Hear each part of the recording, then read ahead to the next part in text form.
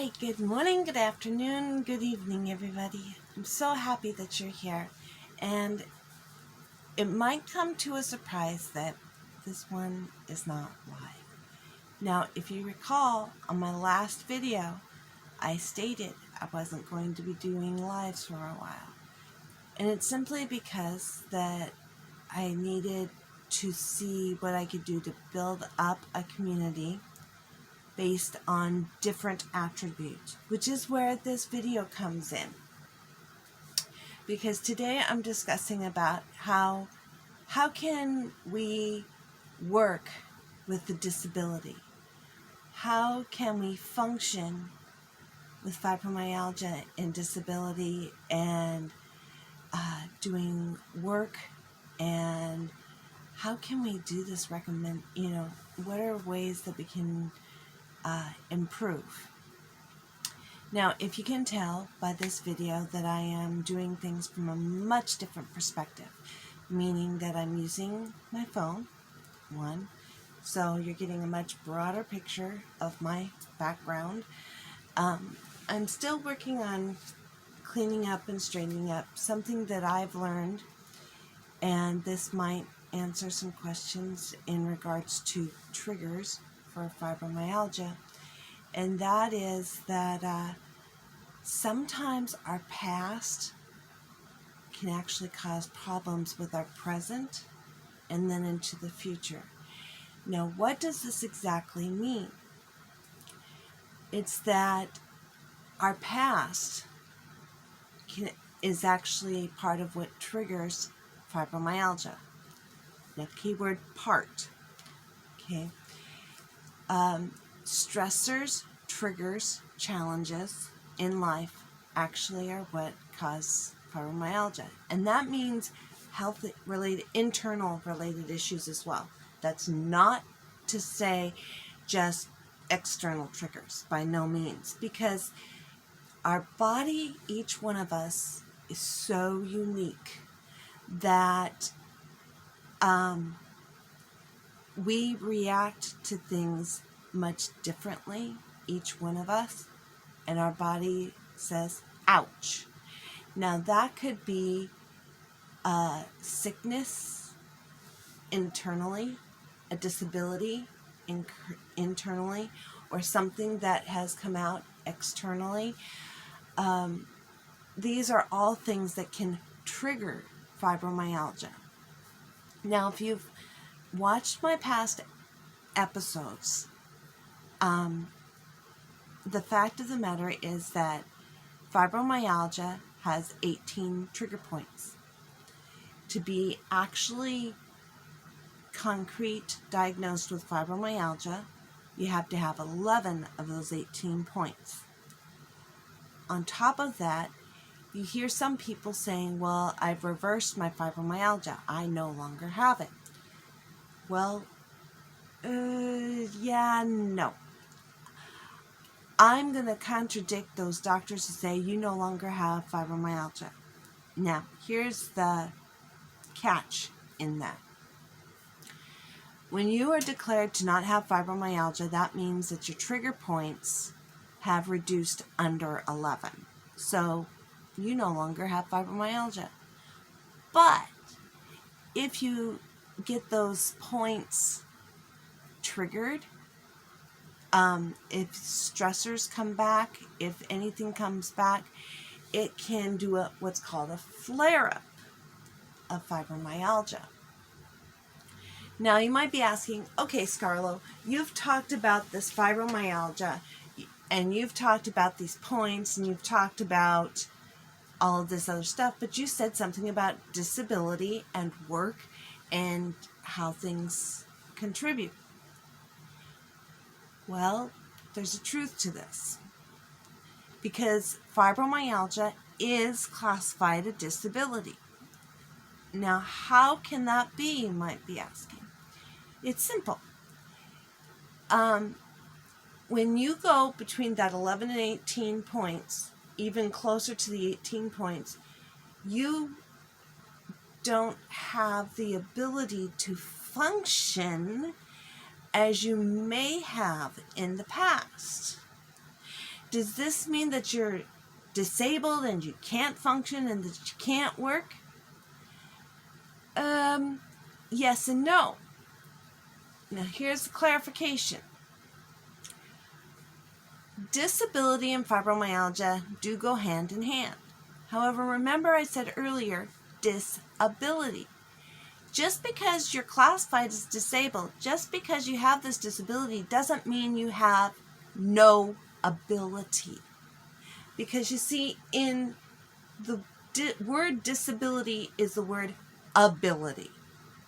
So instead of staring at what can't I do, looking at what can I do. And that's something that in the future videos I want to be working on, is different things we can do to function, that we can do to be a part of society. That is what I am after. Now, there's also the question about work with fibromyalgia. Can you do work? Well, that goes back to the disability. Is the work that you're doing able in that fashion to be done? Because with fibromyalgia, your body hurts. You're exhausted. You can't function in a normal work environment. It's not that you don't want to. It's that you're not able to. You have a disability for that particular work. Now this might be out doing grocery work, doing hospital work, doing call center work, whatever kind of thing. The truth of the matter is that it doesn't matter that you have this disability. It doesn't matter that you can't work. You might be saying, what do you mean? It's crazy that you say it doesn't matter. Well, it does matter, but it doesn't matter. Here's the catch. It does matter that you can't work the traditional trained up job, whatever work that you are able to do in the past. Now clarify, in the past you've been able to do this stuff. So my question to you is, what is your ability? Everybody has an ability. The question is, what is it?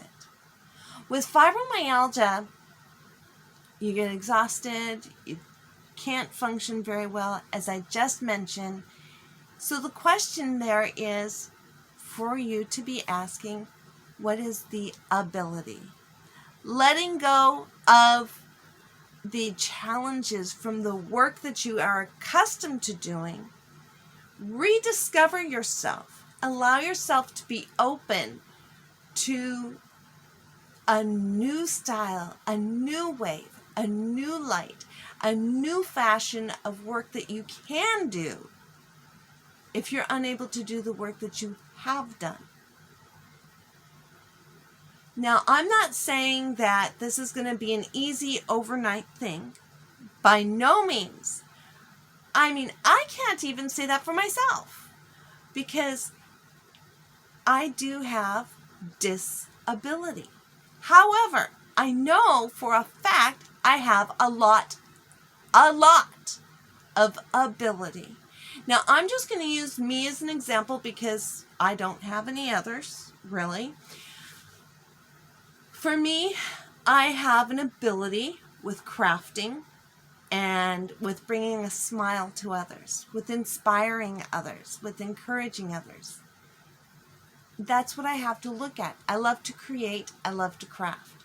So my question to you is, the work that you're doing, one, is it stressing you out? Because if you don't have fibromyalgia and it's stressing you out and you're not dealing with it properly, it could end up in chronic fatigue, chronic pain, or chronic fatigue syndrome, or chronic pain, or actual full-blown fibromyalgia. So be careful. That's all I have to say on that one. Just be careful.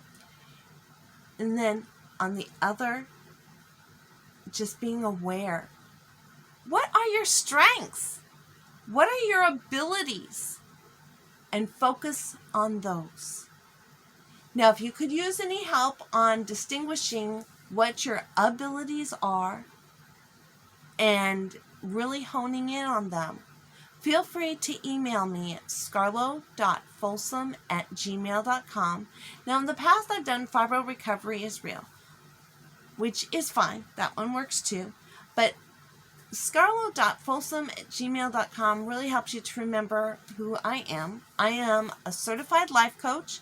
I'm the fibromyalgia recovery specialist, and I love to help people, especially Christian women with fibromyalgia, to live a low to no pain life.